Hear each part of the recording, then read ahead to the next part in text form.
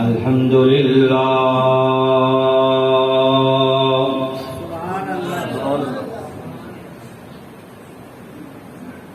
الحمد للہ رب العالمین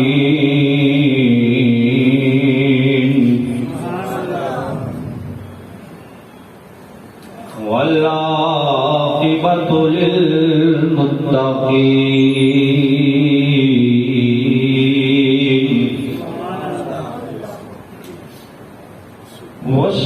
والصلاة والسلام على سید الانبیاء والمرسلین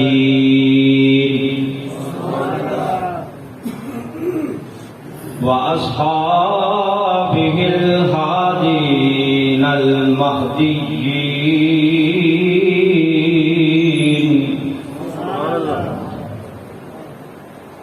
وعلى آلہ الطیبین الطاہرین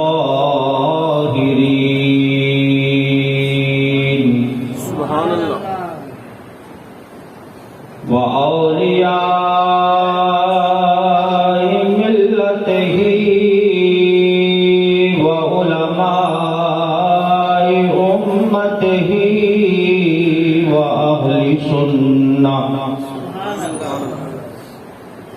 وأہل سنتہ اجمعین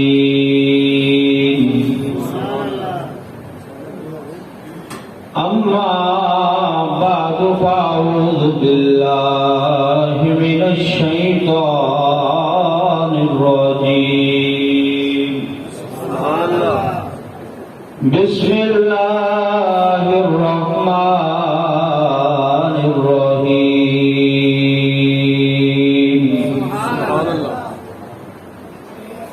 وَإِذِ ابْتَلَى إِبْرَاهِيمَ رَبُّهُ بِكَلِمَاتٍ فَأَتَمَّهُنَّ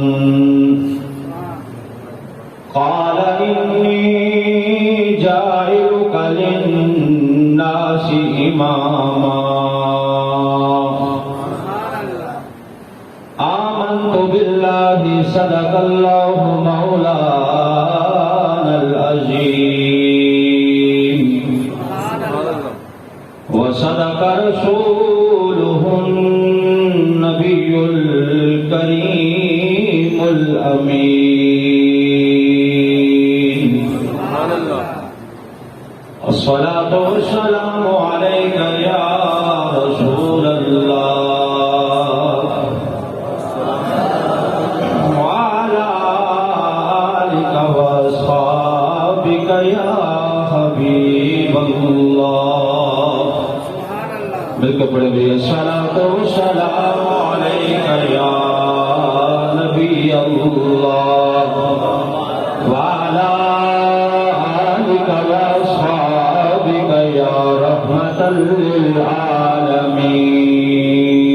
للعالمين مولاي صل وسلم دائما أبدا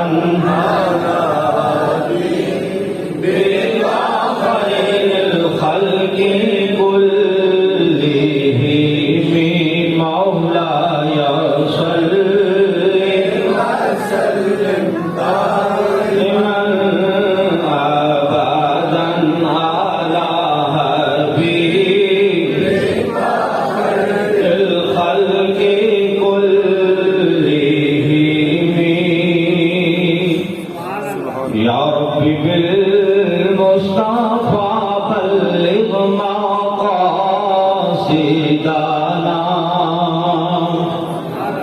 يا ربي بالمصطفى بلغ مقاصدنا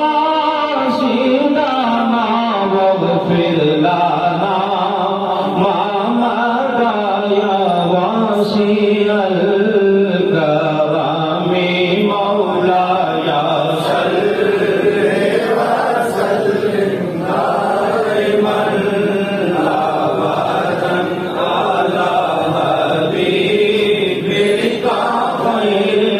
الخلق كلهم مولاي صل وسلم دائما أبدا على حبيبك خير الخلق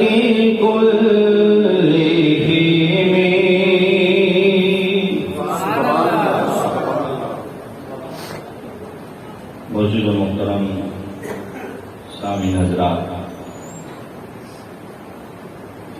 ذوالقعدہ شریف کے آخری ایام ہیں۔ ذی الحجہ شریف کا مہینہ شروع ہونے والا ہے، ایام حج آنے والے ہیں، اور ان دنوں کو نسبت ہے اللہ کے نبی جد الانبیاء حضرت ابراہیم علیہ السلام کے ساتھ، لہذا اسی نسبت کی وجہ سے آج سے ہم حضرت ابراہیم کا تذکرہ شروع کر رہے ہیں۔ یہ موضوع اور یہ مضمون انشاءاللہ العزیز 2-3 جمعے جاری رہے گا۔ حضرت ابراہیم علیہ السلام کی ولادت اور نمرود کے ساتھ ان کا مکالمہ اور ان کا مناظرہ، اس حوالے سے انشاءاللہ آج گفتگو ہوگی۔ تو معزز و محترم سامعین حضرات، اللہ رب العزت ارشاد فرماتا ہے کہ وَإِذِ ابْتَلَىٰ إِبْرَاهِيمَ رَبُّهُ بِكَلِمَاتٍ فَأَتَمَّهُنَّ، کہ جب ابراہیم کو اس کے رب نے آزمانا چاہا، امتحان لینا چاہا، فَأَتَمَّهُنَّ، تو اس نے ہر امتحان میں کامیابی حاصل کی۔ جب بھی ابراہیم سے اس کے رب نے امتحان لیا تو ہر امتحان پورے نمبروں سے پاس کیا، کسی امتحان میں کم نمبر نہیں لیے، کسی امتحان میں کمزوری نہیں دکھائی۔ فَأَتَمَّهُنَّ، ہر امتحان میں اللہ نے انہیں کامیابی عطا فرمائی، اور پھر اللہ نے اعلان فرمایا کہ قَالَ إِنِّي جَاعِلُكَ لِلنَّاسِ إِمَامًا، ابراہیم ہم تجھے زمانے کا امام بنانے والے ہیں، ہم تجھے زمانے کا امام بنا دیں گے۔ کیوں کہ آزمائش پہ پورا اترے ہو، کامیابی حاصل کی ہے، ہر امتحان میں نمبر پورے لیے ہیں۔ تو حضرت ابراہیم علیہ السلام کو اللہ رب العزت نے فرمایا کہ آپ کے لیے خوشخبری ہے کہ ہم آپ کو زمانے کا امام بنا دیں گے۔ حضرت ابراہیم علیہ السلام آپ کو جد الانبیاء کہا جاتا ہے، انبیاء کے دادا، انبیاء کی جد، یوں کہیے کہ نبی پاک صلی اللہ علیہ وسلم کے بعد نبیوں میں سب سے زیادہ مقام جس نبی کو حاصل ہے وہ حضرت ابراہیم علیہ السلام ہے۔ سارے نبیوں میں شان والے ہمارے نبی ہیں، سارے نبیوں میں زیادہ شان والے ہمارے نبی ہیں۔ ہم پڑھتے ہیں نا کہ سب سے اعلیٰ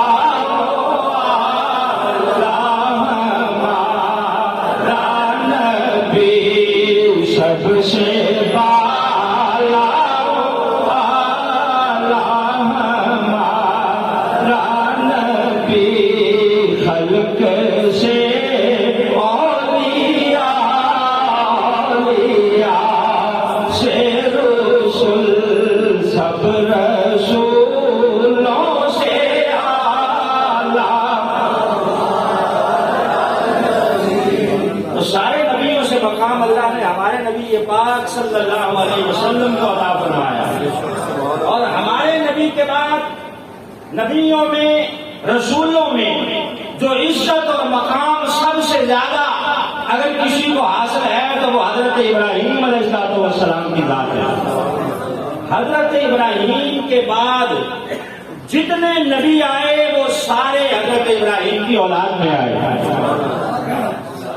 حضرت ابراہیم کے بعد جتنے پیغمبر آئے، رسول آئے، نبی آئے، وہ سارے حضرت ابراہیم کی اولاد میں سے ہیں. مفسرین نے لکھا ہے کہ اللہ نے حضرت ابراہیم کی اولاد سے 40,000 انبیاء کرام کو مبعوث فرمایا، اور ایک روایت کے مطابق 70,000 انبیاء کرام صرف اور صرف حضرت ابراہیم علیہ السلام کی اولاد میں سے اللہ نے مبعوث فرمائے. سبحان اللہ. آج تک وہ نظر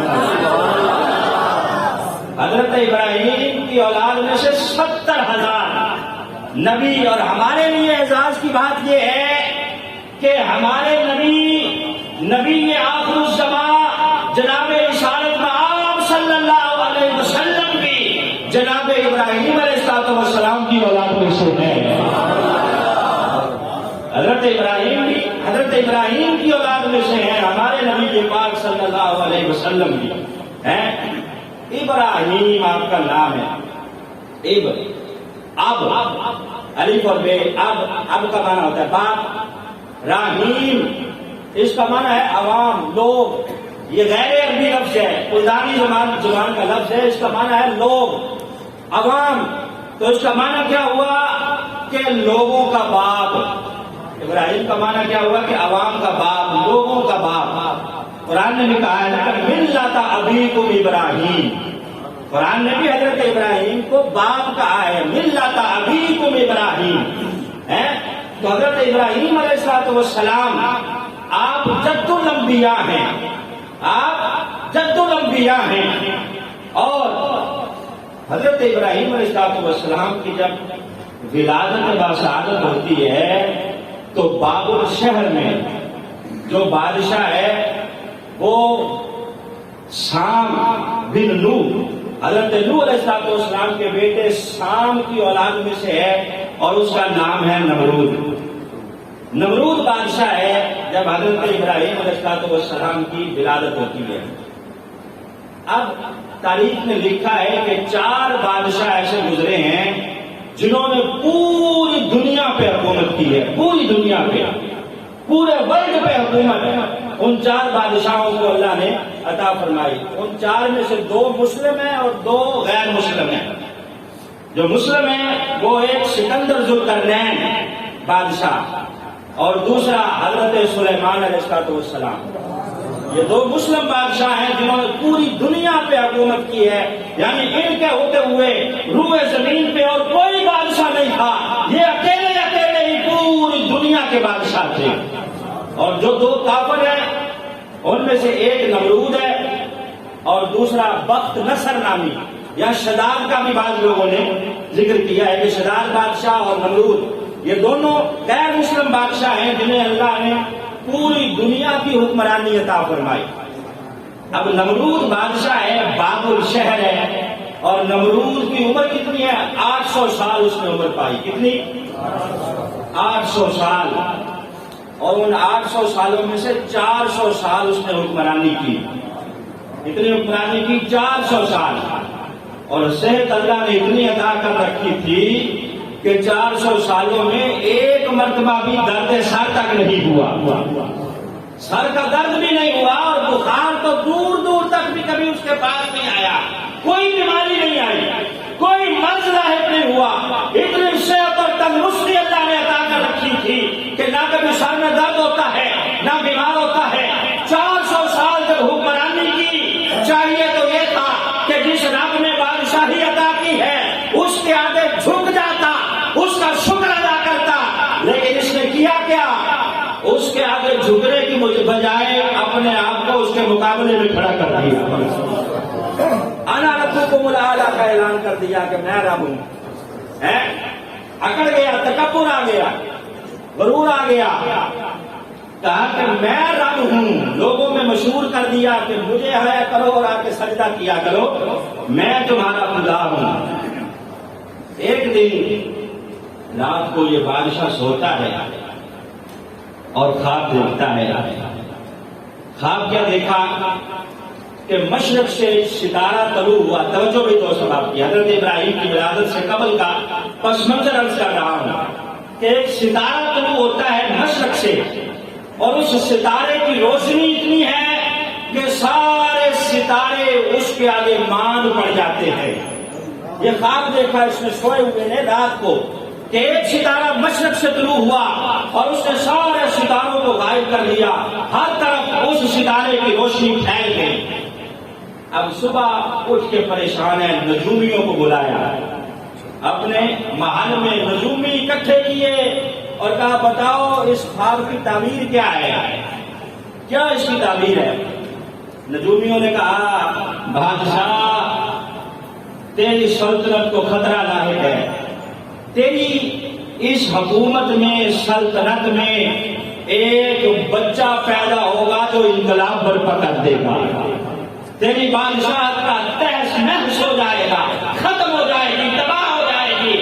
وہ بچہ ایسا ہوگا ہر طرف اس کا توتی بولے گا، لوگ اس کی بات سنیں گے، انقلاب برپا ہو جائے گا، تیری بادشاہت ختم ہو جائے گی، ہر طرف اسی بچے کے چرچے ہوں گے۔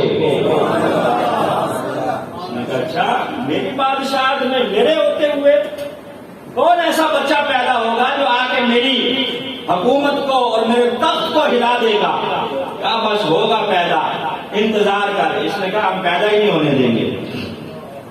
اس نے کہا کہ ہمارے ہوتے وہ پیدا ہو جائے، ہم جو بھی بچہ پیدا ہوتا ہے یہ اس کو قتل کروا دیتا ہے، یہاں تک کہ جو خواتین حاملہ تھی ان کے حمل ضائع کروا دیے، کئی ہزار بچے بے گناہ اس نے قتل کروا دیے۔ اب ایک تدبیر اس کی ہے اور ایک تدبیر میرے اللہ کی ہے، اور اللہ کی تدبیر کے آگے کس کی تدبیر چل سکتی ہے، کس کی خفیہ تدبیر ہے جو رب کے آگے چل سکتی ہے؟ اس نے یہ بنا رکھی تھی تدبیر، اللہ رب العزت کا یہ قانون ہے کہ جب بھی ظلم حد سے بڑھتا ہے اللہ اس کو روکنے کے لیے حق کو نازل فرما دیتا ہے، جب بھی باطل پروان چڑھتا ہے تو مقابلے میں حق آ جاتا ہے، اور جب حق آتا ہے تو پھر حق غالب آ جاتا ہے، باطل مغلوب ہو جاتا ہے۔ قل جاء الحق وزهق الباطل ان الباطل كان زهوقا، باطل کا ستیہ ناش ہو جاتا ہے جب حق آتا ہے، حق عروج پاتا ہے۔ اور اللہ کا طریقہ یہ ہے کہ کبھی ابلیس کے مقابلے میں حضرت آدم کو کھڑا کر دیتا ہے، اور کبھی فرعون کے مقابلے میں جناب موسیٰ کو کھڑا کر دیتا ہے، اور کبھی ابو جہل کے مقابلے میں جناب محمد الرسول اللہ کو کھڑا کر دیتا ہے، اور کبھی کربلا کی تپتی ریت پر یزید کے مقابلے میں امام علی مقام کو کھڑا کر دیتا ہے۔ جب بھی باطل عروج پاتا ہے اللہ حق کو نازل فرماتا ہے، تو یہ نمرود بادشاہ اس کا باطل جب پروان چڑھنے لگا، عروج تک پہنچا، تو اللہ نے حق کی صورت میں حضرت ابراہیم علیہ السلام کو بھیجنے کا ارادہ کر لیا۔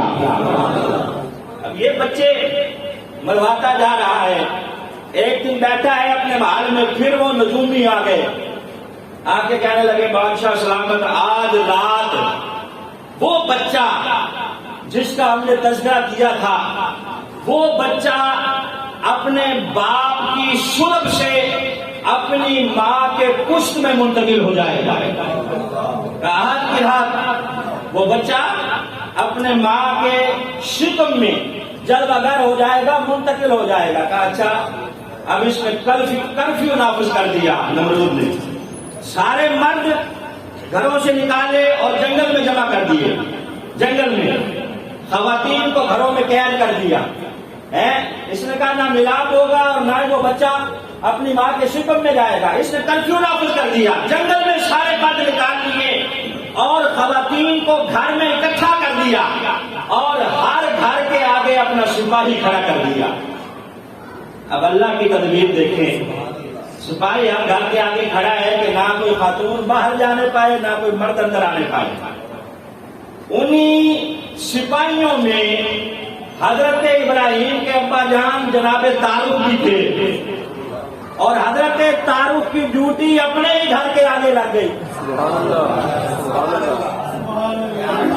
حضرت تعارف ہے جناب ابراہیم کے ابا جان، آزر نہیں ہے قرآن میں، آزر کو ابی کے نام سے یاد کیا ہے، اور قرآن کا یہ اسلوب ہے کہ چچا کو بھی باپ کہا ہے اور دادا کو بھی باپ کہا ہے۔ جناب آزر بت پرست تھے اور حضرت ابراہیم کے ابا جان موحد تھے، تعارف، کیونکہ آپ نے ان کے لیے دعا مانگی ہے، رب اجعلنی مقیم الصلاۃ ومن ذریتی ربنا وتقبل دعا ربنا اغفر لی ولوالدی وللمؤمنین یوم یقوم الحساب۔ والدین کے لیے دعا مانگی ہے، اور علماء کہتے ہیں کہ مشرک کے لیے دعا نہیں مانگی جاتی۔ اس سے پتہ چلا کہ ان کے ابا جان مشرک نہیں تھے بلکہ موحد تھے، ان کے والدین موحد تھے، مشرک نہیں تھے۔ تو تعارف ہے آپ کے ابا جان نمرود کے سپاہیوں میں، رات کو ڈیوٹی لگی ہے، ہر گھر کے آگے سپاہی کھڑا ہے، حضرت ابراہیم کے ابا کی ڈیوٹی اپنے ہی گھر کے آگے لگ گئی۔ اللہ رب العزت نے اس طرح اپنی تدبیر کا اظہار فرمانا تھا، ہوا یہ کہ اللہ رب العزت کی قدرت کے مطابق اور اللہ رب العزت کو جو منظور تھا اس کے مطابق اسی رات حضرت ابراہیم علیہ السلام اپنے باپ کی پشت سے اپنی اماں جان کے پیٹ کے اندر تشریف لے آئے۔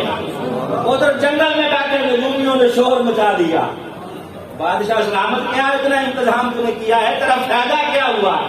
جس کام کو روکنے کے لیے کیا تھا وہ تو ہو گیا ہے، اب اس نے سر پکڑ لیا ہے، اتنے انتظام کے باوجود ہو گیا، کہا ہو گیا ہے، چلو کوئی بات نہیں، پیدا تو ہوگا نا، ہم پیدا ہی نہیں ہونے دیں گے، ہوگا تو ہم قتل کر دیں گے یا ہم حمل ضائع کر دیں گے۔ حضرت ابراہیم کی اماں جان جناب امیلہ آپ فرماتی ہیں کہ اللہ نے میرا پردہ اس طرح رکھا کہ حضرت ابراہیم میرے پیٹ میں تھے، ساتھ بیٹھی ہوئی خاتون بھی نہیں سمجھ سکتی تھی کہ میں حاملہ ہوں کہ نہیں، کسی کو پتہ ہی نہیں چلتا تھا کہ میرے پیٹ میں بچہ ہے کہ نہیں، کیونکہ اللہ رب العزت نے جناب پیغمبر حضرت ابراہیم سے کام لینا تھا، اللہ نے اپنی تدبیر کرنا تھی۔ جناب امیلہ کہتی ہیں کہ اس طرح وقت گزرتا گیا 9 مہینے کا جب ٹائم مکمل ہوا، کہتی ہیں میں نے ابراہیم کے ابا کو بھی نہیں بتایا کہ معاملہ یہ ہے، حمل کے بارے میں انہیں بھی نہیں بتایا، اور کوئی پہچان بھی نہیں سکتا، اللہ نے ایسا پردہ ڈالا ہے پاس بیٹھی ہوئی خاتون بھی نہیں پہچان سکتی کہ حاملہ ہے کہ نہیں۔ کہتی ہیں جب وقت آیا ولادت کا تو اب میں پریشان تھی، گھر سے نکلی، یہ کوئی قصہ کہانی نہیں ہے، قرآن اور احادیث کے اندر حضرت ابراہیم علیہ السلام کی ولادت کا ذکر موجود ہے۔ گھر سے نکلتی ہیں اور نکل کے کہتی ہیں کہ میں پہاڑوں کی طرف چلی گئی، تیز اپنے گھر سے نکل کے آبادی سے باہر ایک پہاڑ تھا، اس پہاڑ میں غار تھی، کہتی ہیں اس غار کے اندر میں چلی گئی، پریشان بڑی ہوں کہ پتہ نہیں کیا بنے گا۔ کہتی ہیں کہ اسی لمحے جب میں غار میں گئی ہوں، اللہ رب العزت نے کرم فرمایا، نور ابراہیم چمکا، ساری غار روشن ہو گئی۔ نعرہ تکبیر، نعرہ رسالت، نعرہ تحقیق۔ حضرت ابراہیم علیہ السلام کی اماں جان کہتے ہیں کہ غار روشن ہو گئی، اور روشن کیوں نہ ہوگی؟ حضرت ابراہیم علیہ السلام وہ ہیں کہ ان کی پیشانی میں نور مصطفیٰ جل رہا ہے، ان کی پیشانی میں نور مصطفیٰ جل رہا ہے، اس کی وجہ سے ساری غار روشن ہوئی۔ کہتی ہیں پھول جیسا بچہ دنیا میں آیا، میں دیکھ کے خوش ہوئی۔ ایک لمحہ خوشی کا ہے، دوسرا لمحہ ساتھ ہی پریشانی بھی ہے کہ بنے گا کیا، باہر لے جاؤں گی تو نمرود کے سپاہی چھوڑیں گے نہیں، قتل کر دیں گے۔ کہتی ہیں اب اسی کشمکش میں ان کے کروں کیا، کہتی ہیں دل پہ پتھر رکھا اور اسی غار میں بچے کو چھوڑ کر جانے کا ارادہ کیا، اللہ کے سپرد کیا، یا اللہ تیری امانت ہے، تیرے سپرد ہے۔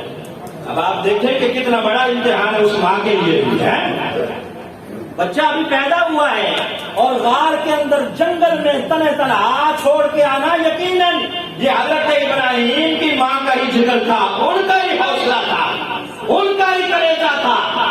درندے بھی ہیں، کوئی کھا جائے، کوئی اور نقصان پہنچ جائے، کہتی ہے چھوڑ دیا اور کہا یا اللہ تیرے سپرد ہے۔ باہر نکلی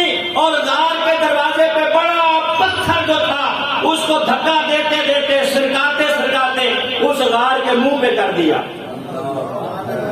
غار کے منہ پہ کر دیا اور جلدی جلدی اپنے گھر چلی گئی۔ کہتی ہے رات بڑی پریشانی میں گزری، صبح ہوئی، دل میں خیال آیا کہ جاؤں جا کے اپنے فرزند کو دیکھوں، بچے کو دیکھوں کس حال میں ہے۔ دوڑتی ہوئی پھر نکلتی ہیں، اسی غار کے دہانے پہ جب پہنچتی ہیں تو کہتی ہیں پریشان ہو گئی دیکھ کے کہ پتھر سرکا ہوا ہے اور اس کے گرد درندوں کے نشان موجود ہیں۔ کہتی ہیں میں سمجھ گئی کہ بچے کو نقصان درندے پہنچا گئے ہیں، کھا گئے ہیں، لیکن اندر کچھ نہیں ہوگا۔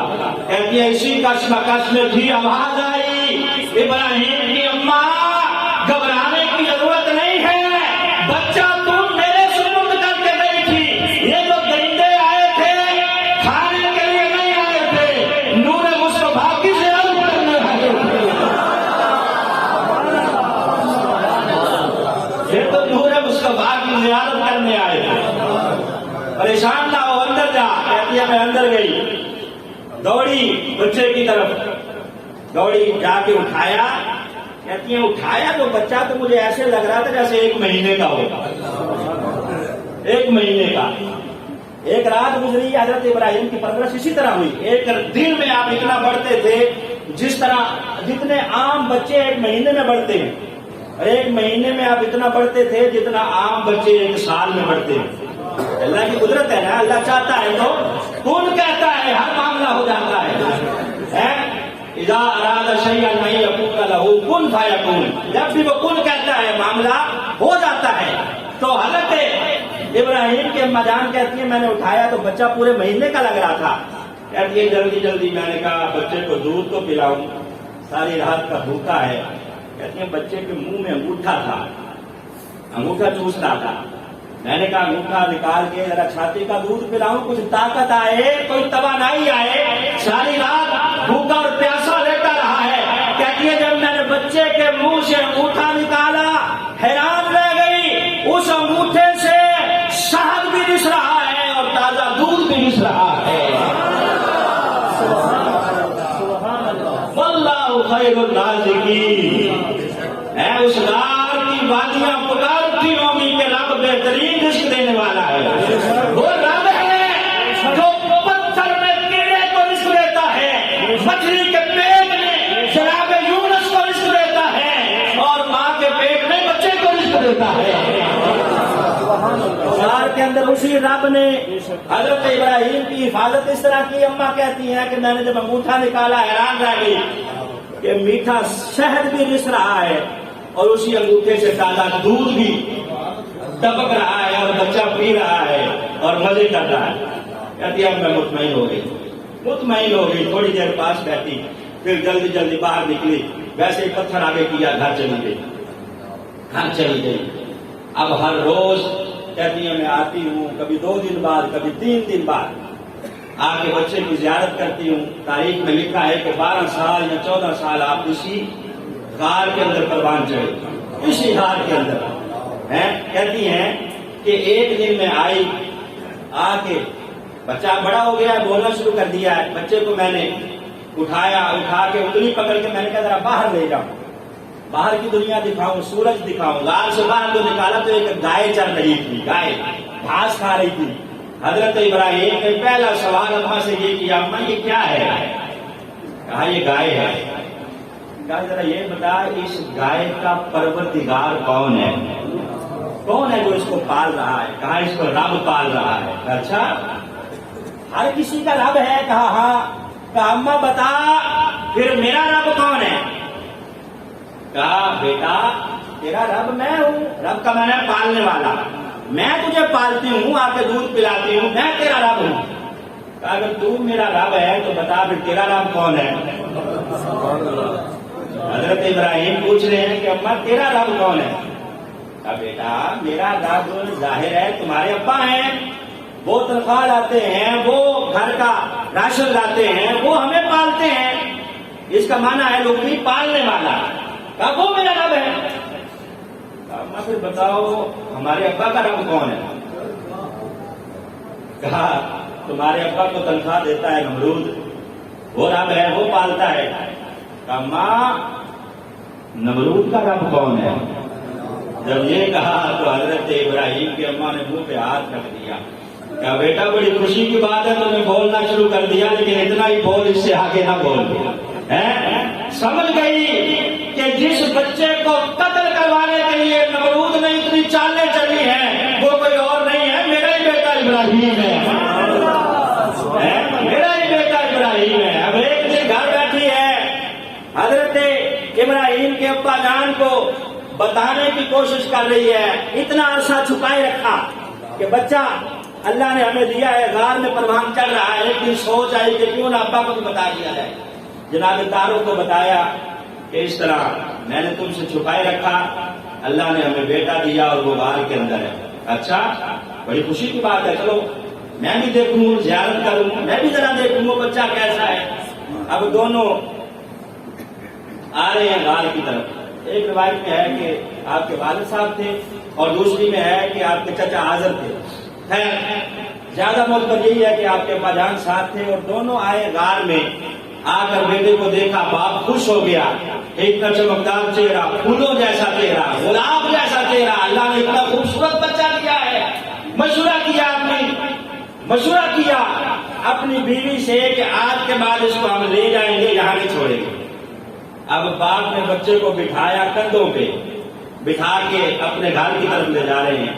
اب بچہ دیکھ رہا ہے ہر طرف بتوں کی پوجا ہو رہی ہے, بتوں کو سجدے ہو رہے ہیں. گھر گئے ہیں تو گھر میں جو چچا ہے آزر, اس نے بھی کچھ بتوں کی فیکٹری بنا رکھی ہے, بت بنا کے بیچتا ہے, اس کے بچے فروخت کرنے جاتے ہیں. اب حضرت ابراہیم کا بچپنا ہے, 13 سال 12 سال 14 سال عمر ہے, دیکھ کے حیران ہے. یہی سوچا کہ کیوں نہ میں اپنی قوم کو تبلیغ کرنا شروع کروں کہ یہ جو بت تم نے بنا رکھے ہیں یہ تمہارے الہ نہیں ہے, الہ وہ وحدہ لا شریک ہے. ایک دن حضرت ابراہیم کے چچا حاضر نے کہا کہ بیٹا میں بت بناتا ہوں, میرے بچے جا کے بازار میں بیچتے ہیں, تو بھی ان کے ساتھ جایا کر, جا کے بت بیچا کر, تجھے بھی پریکٹس ہو, تجھے بھی پتا چلے کہ حالات کیا ہیں بازار کے, کس طرح کمایا جاتا ہے. ساتھ جا تو بھی اور جا کے بیچ کے آ. اب حضرت ابراہیم کے بچوں نے بت اٹھائے. حضرت ابراہیم نے ایک رسی لی, بت کے گلے میں ڈال لی, ڈال کے اب گھسیٹتے جا رہے ہیں. آزر کے بچے آواز لگا رہے ہیں کہ بت لے لو, جو بارش بھی برساتے ہیں, مانگو تو نعوذ باللہ بچے بھی دیتے ہیں, جو رات بھی اور دن بھی نکالتے ہیں. اس طرح تعریفیں کر رہے ہیں. حضرت ابراہیم گھسیٹتے جا رہے ہیں اور اعلان کر رہے ہیں بت لے لو, نہ سنتا ہے نہ بولتا ہے, نہ بارش برساتا ہے نہ بچے دیتا ہے, فقط ایک جگہ پہ پڑا رہتا ہے, جس نے لینا ہے لے لو. یہ وہ الہ ہے جو اپنے آپ کو بھی بچا نہیں سکتا, لینا ہے لے لو, کچھ بھی نہیں کر سکتا. بیچ رہے ہیں. ایک کھڑکی کھلی, بڑھیا نے کہا ابراہیم مجھے بت دے جا. اب دوڑ کے گئے, کہا ماں تمہارا پہلا کہاں گیا؟ کہا اس کو تو رات کو چور لے گئے. حضرت ابراہیم کہنے لگے ہیں وہ کیسا خدا ہے جو اپنے آپ کو نہیں بچا سکا, چور اس کو لے گئے, وہ تو اپنے آپ کو نہیں بچا سکا, تجھے کیسے بچائے گا؟ اب بڑھیا کہتی ہے اچھا پھر ہمیں کون بچائے گا؟ کہا ہمیں وہ خدا وحدہ لا شریک بچائے گا جو میرا بھی ہے اور تیرا بھی ہے. اچھا بیٹے ابراہیم بھی اس رب کو کیسے پایا جائے, وہ کیسے ملے گا؟ کہا سودا بڑا سستا ہے, میرا کلمہ پڑھ لے, میں تجھے اس سے ملا دوں گا. کہا وہ رب وہ ہے جو سنتا بھی ہے, اولاد بھی دیتا ہے, بارش بھی برساتا ہے, دن بھی نکالتا ہے, رات بھی اسی کے حکم سے ہے.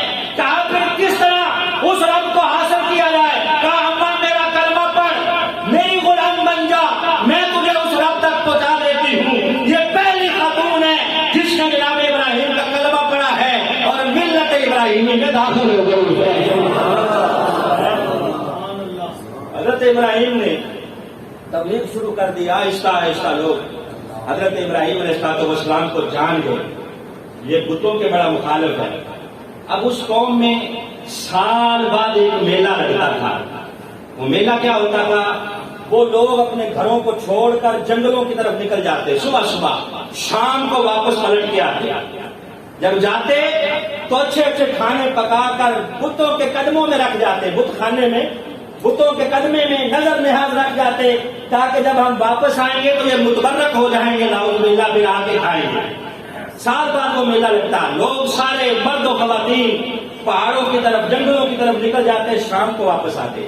اب میلے کا دن جو آیا، قوم نے ابراہیم سے کہا کہ چلو ہمارے ساتھ، میلہ ہے، آپ بھی ہمارے ساتھ چلو۔ حضرت ابراہیم نے کہا نہیں تم جاؤ، میرا دل نہیں کرتا۔ کہا چلو، نہیں میری طبیعت ٹھیک نہیں ہے، تم جاؤ۔ اب یہ سارے کے سارے اپنی روٹین کے مطابق، رواج کے مطابق گھر سے نکلے، اچھے اچھے کھانے پکائے، پھل اور فروٹ لا کے بت خانے میں بتوں کے قدموں میں رکھے، تالا لگایا اور نکل گئے جنگلوں کی طرف۔ حضرت ابراہیم نے پیچھے سے سوچا کہ ہاتھ ان کے ذرا بتوں کی تو خبر لوں، سارے نکل گئے ہیں، دفعہ ہو گئے ہیں، پیچھے سے ذرا دیکھوں، ان کے بتوں کی تو خبر لوں۔ کلاڑا اٹھایا، کندھے پہ رکھا، آ کے بت خانے کے تالے پہ مارا، تالا کھل گیا، اندر داخل ہوئے۔ اب بتوں سے مخاطب ہیں، ایک کو خطاب کرتے ہو، کہتے ہو تیرے سامنے اتنے اچھے کھانے پڑے ہیں، کھاتا کیوں نہیں؟ اب بت تھا ظاہر ہے، اس نے کہاں سے کھانا ہے۔ دوسرے سے کہتے ہو تیرے سامنے اتنے اچھے اچھے فروٹ پڑے ہیں، کھاتا کیوں نہیں؟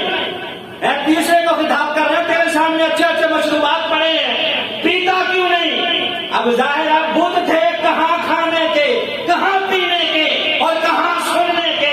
حضرت ابراہیم کو جلال آیا تو ہاتھ چلانا شروع کیا، کسی کا بازو کاٹ دیا، کسی کا کان کاٹ دیا، کسی کا گلا اتار دیا، کسی کی ٹانگ کاٹ دی۔ اب یہ ٹنڈے اور لنگڑے بت پڑے ہیں۔ حضرت ابراہیم نے کلاڑا اتارا کندھے سے، جو سب سے بڑا بت تھا، چودھری سب سے بڑا جو تھا، اس کے کندھے پہ رکھا، باہر نکلے، اسی طرح تالا لگایا اور اپنے گھر تشریف لے گئے۔ اب شام کو جب وہ میلے سے لوٹی ساری قوم، بت خانے آئی، آ کے جب دیکھا، دروازہ کھولا تو خداؤں کی تو چٹنی بنی پڑی ہے، برکس نکلا ہوا ہے، کسی کا ہاتھ نہیں ہے، کسی کا کان نہیں ہے، کسی کی آنکھ نہیں ہے، اور کسی کا کچھ نہیں ہے، کسی کا کچھ نہیں ہے۔ حضرت ابراہیم علیہ السلام سے اللہ نے کام لینا تھا نا، اسی لیے پروان چڑھایا۔ کتنی کوششیں کی نمرود نے انہیں ختم کرنے کی ہے، لیکن اللہ رب العزت جسے بچانا چاہے اسے کون ختم کر سکتا ہے؟ تو کسی نے کیا خوب کہا کہ فانوس بن کے جس کی حفاظت ہوا کرے، ارے وہ شمع کیا بجھے جس روشن خدا کرے، وہ شمع کیا بجھے جس روشن خدا کرے۔ تو یہی تو کام تھا جو حضرت ابراہیم سے لینا تھا اللہ نے۔ اب بت سارے اوندے منہ پڑے ہیں، کسی کا کچھ نہیں، کسی کا کچھ نہیں۔ لوگوں نے سوچا کہ یار یہ کس نے حال کیا ہوگا؟ ایک کہنے لگا بیچ میں کہ اور کوئی نہیں، یہ ابراہیم کا کام لگتا ہے، وہ ہمارے بتوں کے خلاف ہے۔ اچھا بلا کے لاؤ۔ اب بلا کے حضرت ابراہیم علیہ السلام کو جب لایا گیا بت خانے میں، حضرت ابراہیم علیہ السلام تشریف لا رہے ہیں، بت شکن نبی، بتوں کو توڑنے والے نبی۔ نبی کی سنت یہ ہے کہ بتوں کو توڑا جائے، نہ کہ مندر بنائے جائے۔ مندروں کی تزئین و آرائش کے لیے فنڈ رکھا جاتا ہے ہمارے ملک میں، گردوارے بنائے جاتے ہیں۔ اور پچھلے سال آپ نے دیکھا کہ مودی نے دبئی میں یا کسی اور اسلامی ملک میں مندر کا افتتاح کیا، ستیہ ناش ہو گیا۔ غیرت اسلام کو کہاں لے کے جا رہے ہو؟ مسلمان حکمرانوں کا یہ کام نہیں ہے کہ مندروں کے افتتاح کرواتے رہیں، بلکہ سنت انبیاء یہ ہے کہ بتوں کو توڑا جائے، مندروں کو توڑا جائے۔ کیوں کہ اللہ رب العزت کی توحید جہاں آتی ہے وہاں کوئی اور خدا نہیں، صرف ایک ہی خدا کی توحید کے نغمے گونجتے ہیں، اذانیں ہوتی ہیں اور نمازیں جماعت کے ساتھ ادا کی جاتی ہیں۔ ابھی آپ کے پاکستان کا بھی بجٹ کچھ دن پہلے پیش ہوا ہے نا، کوئی بتا سکتا ہے کہ مساجد کے لیے کتنا بجٹ رکھا گیا ہے؟ 0.0۔ کسی مدرسے کے لیے کوئی بجٹ رکھا ہو ہے؟ حکم بڑے چلاتے ہیں کہ مولوی اس طرح کرے، اس طرح کرے، یہ کرے، وہ کرے.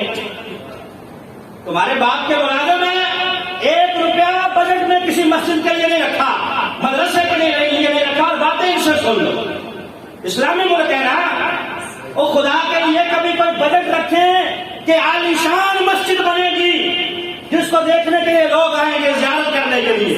کتنی بڑی بڑی مسجدیں ہیں. ایک وہ فیصل مسجد ہے، وہ بھی سعودیہ کے بادشاہ نے بنائی. یا ایک جو پہلے کی ملک بادشاہوں کی مسجد، بادشاہی مسجد ہے، یا وزیر خان مسجد ہے، تاریخی مسجد ہے، کتنے کیا ہمارے ملک میں. کبھی آپ یہ بجٹ بھی رکھتے ہیں نا کہ اسلامی ملک ہے نا، مندروں کی تزئین و آرائش کے لیے آپ بجٹ رکھتے ہیں. گردوارا اتنا بڑا آپ نے سکھوں کا بنا دیا، کوئی بات نہیں، لیکن خدا کے لیے کبھی مساجد اور مدرسے کا بھی سوچیں. آپ کے بچے مسلمان ہیں، غیر مسلم نہیں ہیں. تو بہرحال حضرت ابراہیم علیہ السلام بت شکن، بتوں کو توڑنے والے، جب لایا گیا بت خانے میں آئے، پوچھنے لگے لوگ، ابراہیم ہمارے بتوں کو کس نے توڑا ہے؟ کہا جناب جس کے کندھے پہ کلاڑا ہے اسی نے توڑا ہوگا، اس سے کیا پوچھتے ہو؟ یہ بڑا بت سامنے چودھری صاحب ہے، ان سے پوچھو جس کے کندھے پہ کلاڑا ہے.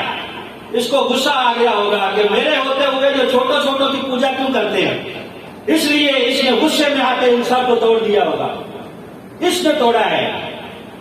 کہا ابراہیم کیا بات کر رہے ہو، یہ تو بت ہے، اس سے کیا پوچھیں، یہ کس طرح بتائے گا؟ کہا بے وقوفو، یہی تو میں سمجھانا چاہتا ہوں. جو یہ نہیں بتا سکتا، اپنی صفائی پیش نہیں کر سکتا کہ میں نے نہیں توڑا، تو تم پہ تمہاری عقل پہ جس کو اپنا الہ سمجھا ہوا ہے. سنو، الہ وہ ہے جو میرا بھی رب ہے اور تمہارا بھی رب ہے.